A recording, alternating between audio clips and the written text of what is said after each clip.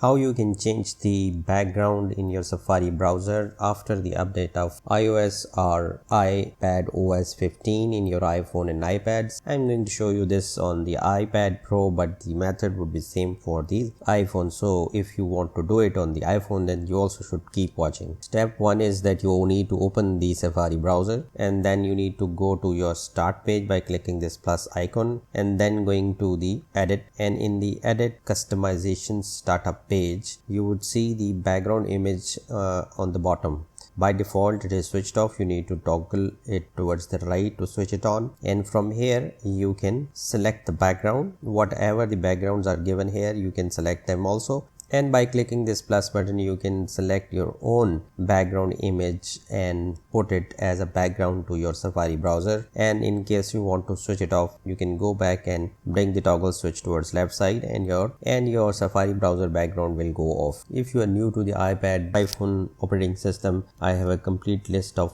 quick tutorials for the beginners which would be displayed somewhere on the screen right now. You can watch them. Thanks for watching. Like, share and subscribe.